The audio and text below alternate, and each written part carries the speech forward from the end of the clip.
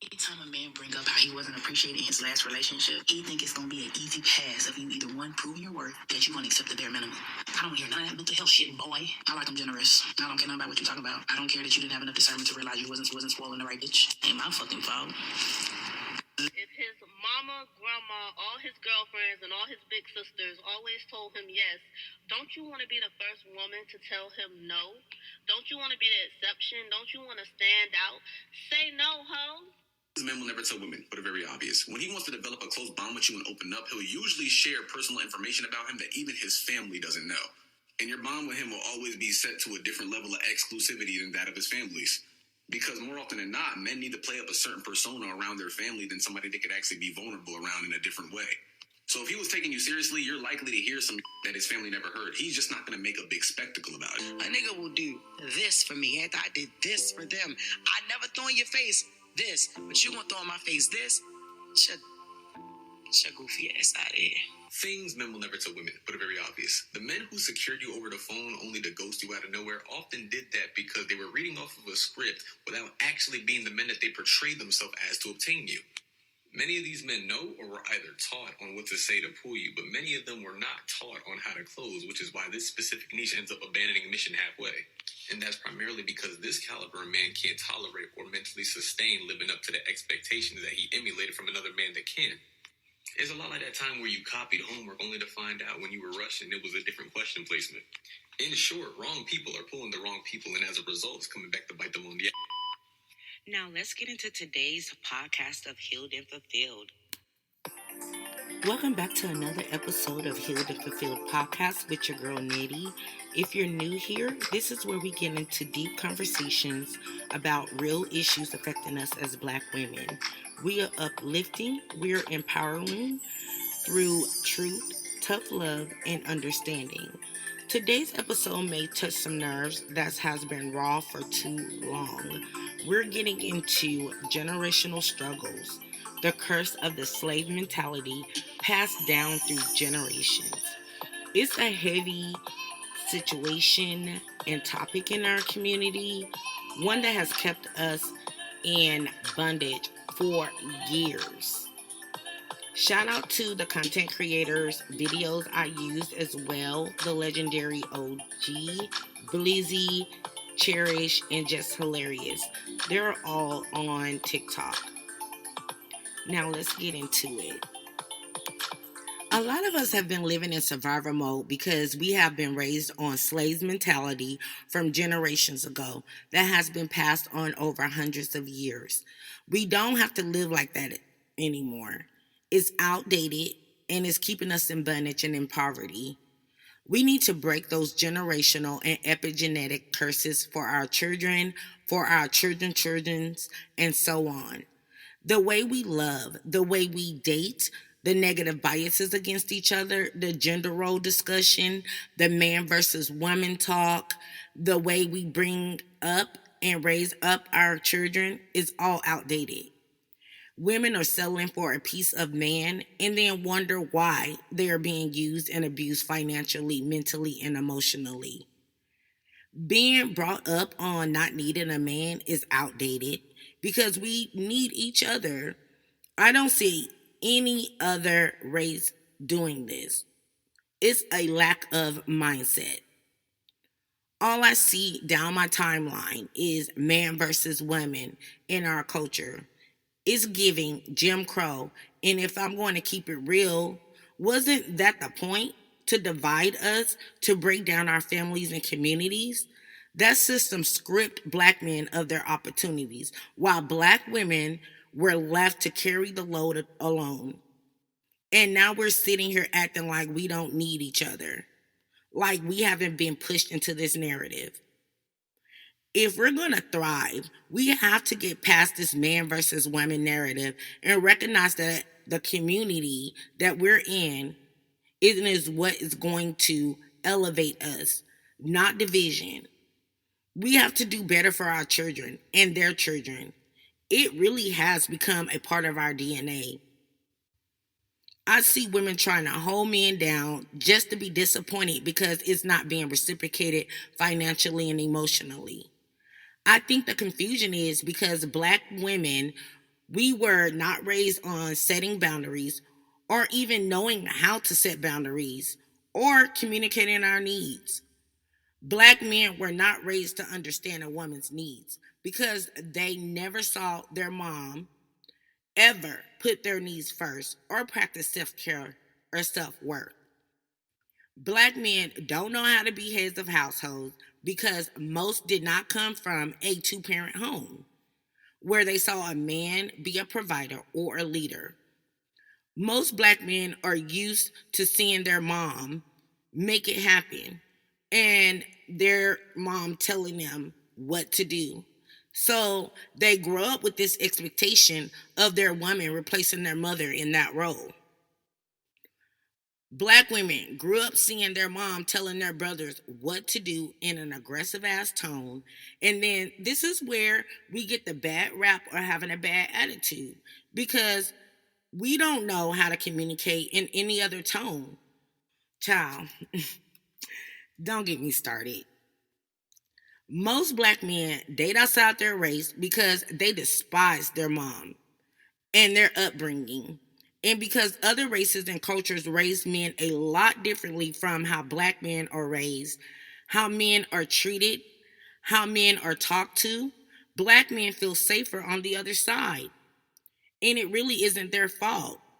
Don't shoot me, I'm just the messenger. Black women, here's my thing.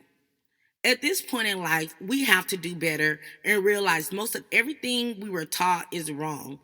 And we have to really go deep within ourselves and remove and unlearn all that bullshit. We're not raising these men we are romantically involved with. We need to watch the way we talk to our men. Let the man lead. And if you can't let that man lead, then he's not the one for you. And you got some work to do on yourself within.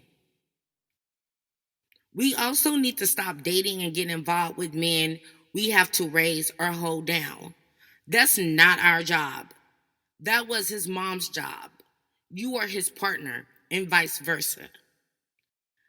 Black women, we are setting ourselves up for failure because most of you don't know what a great man looks like or recognize what being treated right really looks like. Men should not only satisfy your sexual needs, but also feed your soul. Some of you are easily manipulated, and as long as a man is fine and meets your aesthetic needs, you are down for whatever. And that's not okay. We gotta do better. Heal yourself, girl. You don't have to commit to every man that will take you or settle for the easy hanging fruit. That's why most of y'all are stuck in these toxic relationship patterns. You also don't need to be the easy hanging fruit. A broke user can smell the lack of security and self worth light years away. Have some boundaries in place so when a man shows interest in you, at least you have a personal standard to measure against. That's one way we can raise the vibration in our community. Black women, start raising our sons off tough love. Allow him to express himself. Intentionally raise your black sons to understand there is a place and he has duties as a husband and as a man. Most black women ruin their daughters' chances of having a healthy love before they even get to date. Stop letting your daughters see you with every man, seeing you in unstable ass relationships. We need to ensure our daughters understand there is a role as a woman and understand the role of a man they are involved with. And that goes for our sons too. Men, start being involved in your children's life so they can see both sides of the love coin. It's okay to go 50-50 in that household.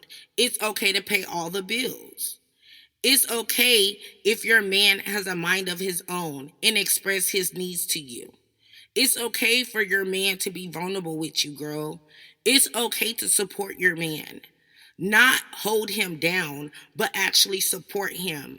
There's a difference. It's okay to talk in a softer tone. It's okay to talk to your man and not at him.